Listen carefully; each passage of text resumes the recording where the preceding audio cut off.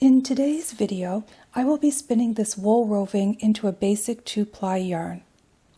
This is Targhee top that I hand dyed my favorite way, section by section, with a crock pot.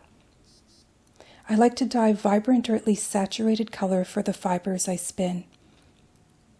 So when I dye a braid like this, I'm thinking about the final product rather than just dyeing pretty roving. Which is fun to spin as well, don't get me wrong. I currently don't have a video on how I dye roving in a crock pot. Hopefully one will be coming soon. But I have another video showing how I dye yarn this way. I'll link to it in the description if you want to check out that video. The method is pretty much the same. Once I have the roving out of its braid, I have to decide how I want to spin it. I can spin it from the top down or spin the roving into sections. I'll split this one in at least half as it will be a 2-ply. Once I get this divided, we'll begin. I've split the roving into 2 sections and rebraided it to keep everything in order. I divided it in half first and then split the halves again. So 4 sections total. I lined them up so that one half section will be spun right after the other. That way there'll be more color, variance versus large blocks of color. This will be a self-striping yarn, but with shorter intervals between colors. There will be overlap, as I'm sure I have not split this evenly. But if it does not match up well, I'll break the singles and rejoin. I will do this entire project on my e-spinner, since it's only a 4-ounce roving, and it will work up relatively quickly.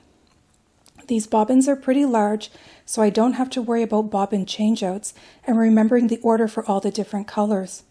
Okay, let's get spinning. I'm fairly new to e-spinners. I've been spinning for over 12 years and have owned an e-spinner for the last 2. I've only recently started using it on a regular basis. It took a while to get used to the movement where the speed is always even and no treadling is required. I've set the speed to 3, which is right in the middle. I'm going to spin this fairly thin as I'm trying to build up my stash, so that I have some thinner gauge yarns to choose from. Like most spinners, I have a vast repertoire of bulky weight yarns. Sometimes I spin for a specific project, but most of the time I spin for the sheer enjoyment of it. When completed, it's like shopping at your own private yarn store. If my stash becomes too large, I'll set aside the best ones for sale. Targhee is a soft and dense wool, and taut means the fibers are all aligned in the same direction. Targhee sheep were bred to have the characteristics of a fine wool with the handling qualities of a long wool. These 2 properties make it a dream to spin, and the final yarn ends up being dense but soft and luxurious.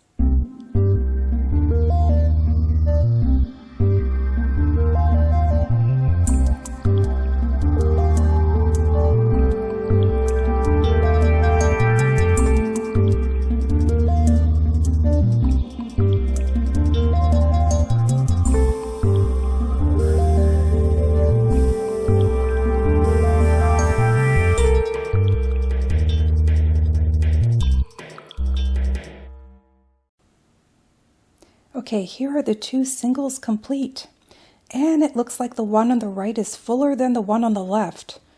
It might be just how I spun them. Let's weigh these to get an indication of how far off I potentially am lengthwise. Okay, this one weighs 4.8 ounces or 136 grams. Let's check the other one.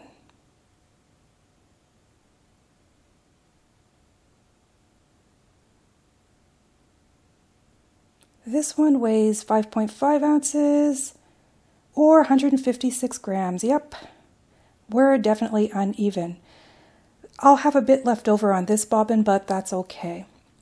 I always use up extras either by spinning a mini skein or incorporating it into an upcoming project.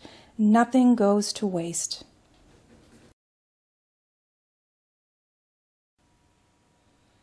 Let's join both singles to the e-spinner and ply this into yarn. My favorite way to attach the singles to the leader is with a square knot. I learned this technique from Sarah Anderson's interweave video, Building Blocks of Spinning. Something so simple blew my mind, because the yarn easily slips off the end of the leader once completed, instead of having to break it off. I spun the singles with Z or Z twist to the right, so I had to set my E spinner to spin to the left for S twist for plying. I love a tightly spun, bouncy yarn, so the E spinner does not disappoint. If you struggle with plying, an E spinner may be a good option since it always gives you constant even speed for your twist, leaving you to concentrate solely on guiding the plies or singles onto the bobbin. There is a control and rhythm to plying. When I started making yarn, I swore I would only make bulky singles, also known as one-ply yarns. How in the world would I ever learn to ply?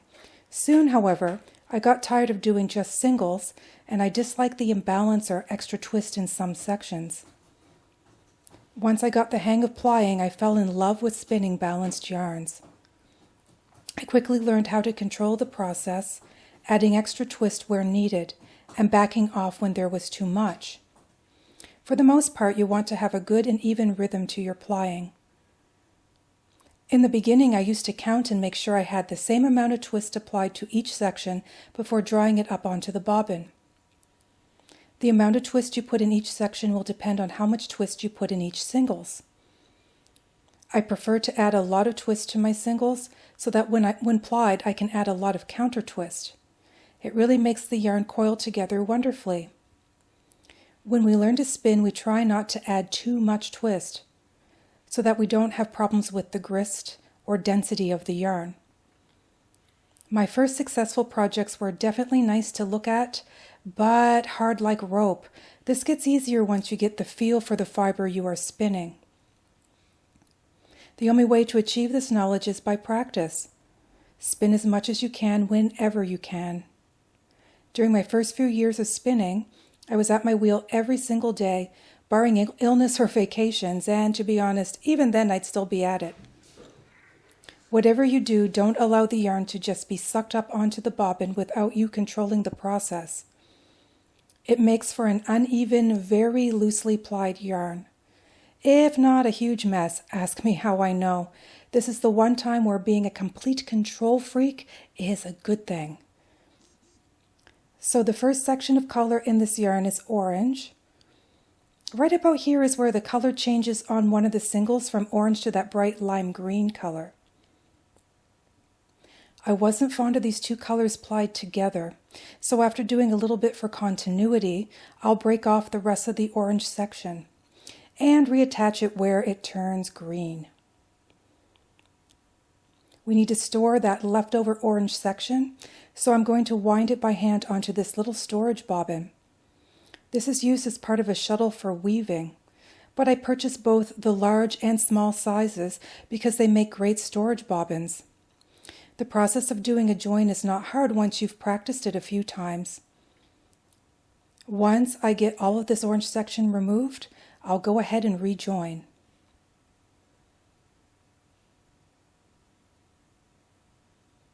I'll set this aside and use it if I require more orange in this project.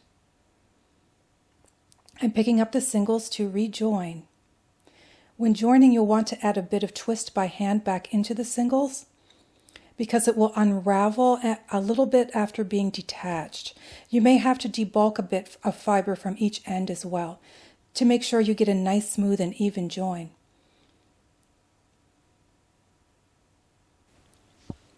Okay, now to build up some twist before adding in that singles. Remember, twist is the glue that holds your yarn together, and this is no exception with joins.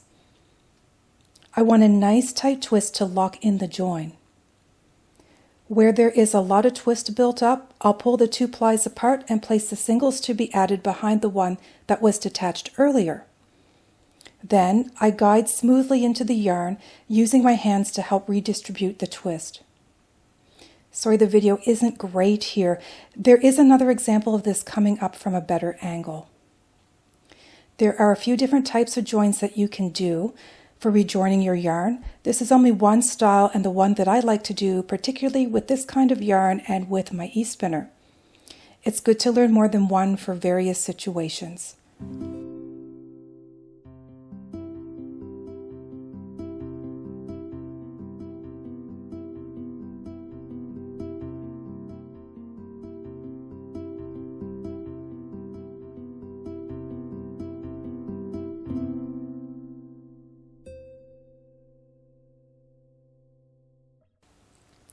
I've removed another section of color that wasn't matching up well, and this gives me the opportunity to show another angle while doing a join. After moving this section of color to one of the storage bobbins, I get ready to rejoin the singles. Here I am lining up the broken off ends to see how well they line up. I want them to enter the twist together. I decided to debulk the ends of each so that they lay flat, one on top of the other, nicely. This way, it won't make a bulky section in the yarn. I'll do this slowly so you can see the motion of my hands. Basically, we'll zip everything up together, with the broken ends getting caught in the twist.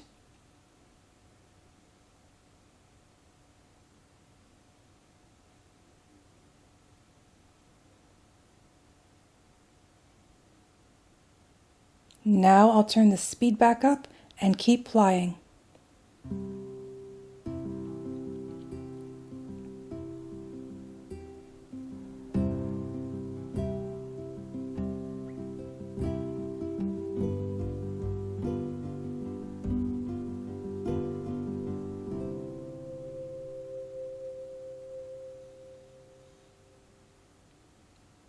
Let's do another join, this time with an example of what to do when it doesn't quite work out. We're getting to the end of this 2-ply yarn, and this will be the last color change out before skeining the yarn on a niddy-noddy. I'm going to do this one at the speed I would typically do a join so you see how quick the motion is. I'll line up those 2 broken ends to join, zip it up into the twist just like that. The only problem is that I should have debulked both ends, because now there is a chunky section in the yarn and therefore a loose join. So I'm going to back that newly joined section out and do a little maneuver to tighten it up. Here's the join and you'll see how bulky and loosely connected it is. So I will add a bit more twist while tugging and straightening out this section. It's still a bit bulkier than I would like, but now it's got enough twist, and I'm fairly confident once this yarn is set, that small bump will be hardly noticeable when dry. It won't deter me from using it anyway. This yarn is now completely plied, so I'll wind it off onto my niddy-noddy before setting it. I always like to add a bit of twist to the end of the yarn. I think it's good practice to add a bit of the twist back into the ends, even though they'll probably not make it into my knitting project. This is a 2-yard niddy-noddy, so I will count the number of wraps around and then multiply by 2 to get the actual yardage. It took me many tries to get the rhythm down for wrapping yarn on a niddy-noddy, and I used to dread it initially.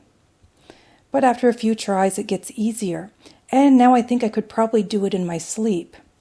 I pay close attention to this process because I like to count the wraps as I go and ensure the yarn lines up as neatly as possible on the skein. That way, when I go to wind it into a ball, it winds off the swift smoothly. Here's another view of how I wrap the niddy-noddy in slow motion.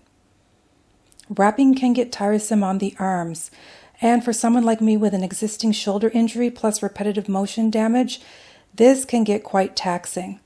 I like to rest my left elbow on the armrest. Even better if there's a chair that I can prop both elbows up on. I'm here on the couch, so I'll make do. I'll go a little faster now so you can see the rhythm to the wrapping. I have a skein winder for one of my wheels, but I find it hard to get the wraps to line up just right, and it doesn't count the yardage. Once the yarn is transferred to the niddy-noddy, I like to tie both ends in a figure 8 around one section of the skein.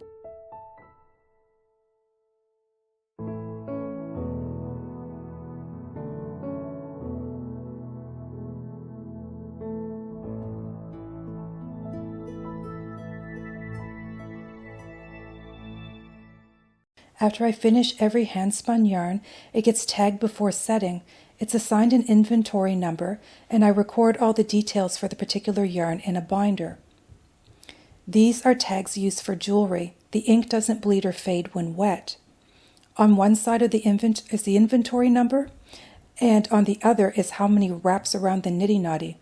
I record wraps rather than yards for consistency. This way I won't get confused whether the number recorded is wraps or actual yardage. This is important if I feel there may have been an inaccuracy with my counting, and I want to go back and double check. Now the moment of truth. Time to pop this yarn off the niddy-noddy and give it a wet set. At first glance, it's not bad at all balance-wise, even with all that extra twist around the joins. Wet setting and a good thwacking should even out the energy of the twist in this yarn nicely.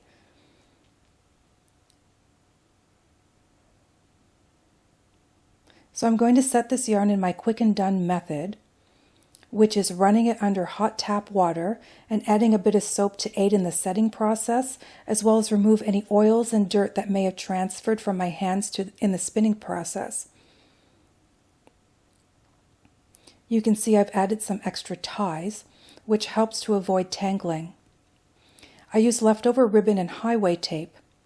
I'll untie and reuse these as many times as possible. The less waste I can create, the better. I'll go back and forth running the full length of the skein under the tap. Once it's well saturated with water and all the soap that I randomly applied through the skein is rinsed, we'll take it outside for a thwack against the side of the house. I love this part. But first, a gentle squeeze to remove the bulk of the water. Then I'll head outside.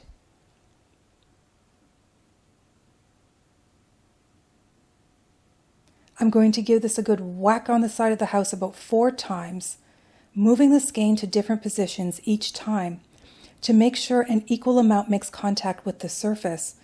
I'm a big fan of thwacking, but it's not always necessary to do. It is therapy, however. As it's winter, I'm hanging this inside my studio where there is a lot of airflow in the form of a heat pump, so this should dry quickly. I'm also going to remove some of the excess water with an absorbent cloth.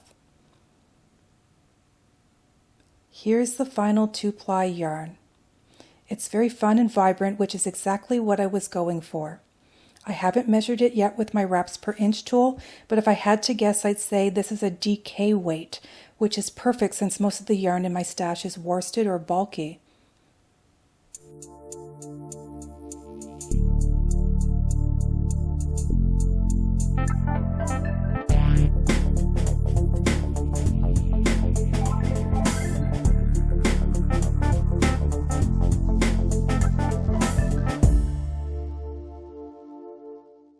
Thanks for joining me on this journey spinning yarn from start to finish. Hopefully it was insightful and, most of all, encourages you to carry on with your craft. Until next time.